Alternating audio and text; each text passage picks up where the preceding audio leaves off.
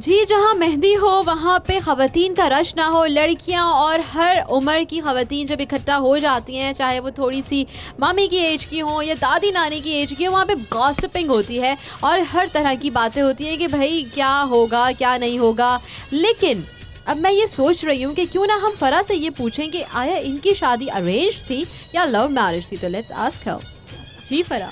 जी मेरी शादी बचपन से ही, क्योंकि साथ ही थे, मेरे खालाजाद से मेरी शादी हुई थी, तो लव तो बचपन से ही होता चला आ रहा था। बचपन की मोहब्बत। हाँ, बचपन की मोहब्बत को अरेंज करवाया गया। अच्छा। और अरेंज मैरिज। अच्छा, एक बात तो बताएं, उज़मा से भी पूछती हूँ और कामरान से और सुमेरा से और आपसे भी पहले, क्योंकि अभी आपसे बात हो रही है तो यहीं से कंटिन्यू करते हैं कि ये जो मोहब्बत होती है ये लव मैरिज में ज़्यादा लास्ट करती है या फिर अरेंज मैरिज में? अरेंज मैं समझती हूँ।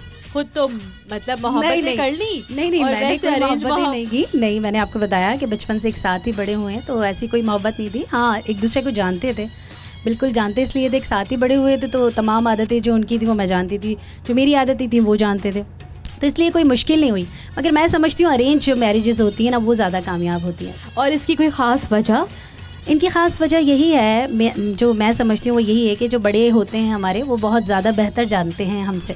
तो हम क्योंकि छोटे होते हैं उस वक्त हम अपना फ़ैसला बहुत अच्छे से नहीं कर सकते, जितना अच्छा फ़ैसला हमारे बड़े हमारे लिए कर सकते हैं। यहाँ उज़मा मौजूद हैं। जी, उज़मा ये कह रही हैं कि अभी इनकी शादी के प्लान्स कुछ इतने ज़्यादा करीब नज़र नहीं आते, तो ऐसा क्यों है? मतलब अभी आप वर्किंग लेडी हैं माशाल्लाह, कुछ प्लान्स हैं अकॉर्डिंग के जी डिज़ाइनिंग में कुछ पहले करना है, फिर शादी की तरफ जाना है, पहले इसको डिज़ाइन कर लूँ फिर मियाँ को डिज़ाइन करूँगी। बिल्कुल मेरे ख्याल से अभी तो मेरा कोई प्लान नहीं है फ़िलहाल शादी का, लेकिन जब भी करूँगी I would prefer for a love marriage, not arrange one. बिल्कुल भी नहीं। मतलब अभी इंतज़ार है वो प्रिंस चार्मिंग कब आएगा?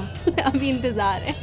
अब हम यहीं से चलते हैं फ़रा की तरफ और फ़रा से कहते हैं कि देखें इतनी अक्लमंदों वाली बातें हो गई, तो क्यों ना हम गाने को समझ लें कि आप कौन सा गाना हमें सुनाने वाली हैं, एंजॉय कराने वाली हैं। जी।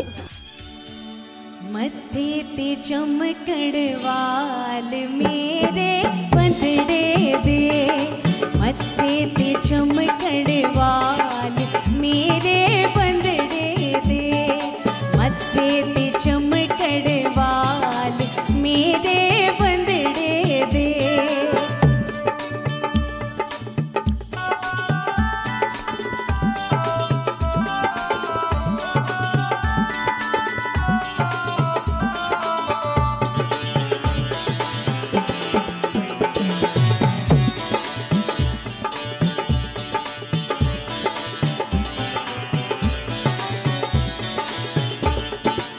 पाओ नी पाओ एनो शकना दी मेहंदी, पाओ नी पाओ एनो शकना दी मेहंदी, मेहंदी करे हथ ला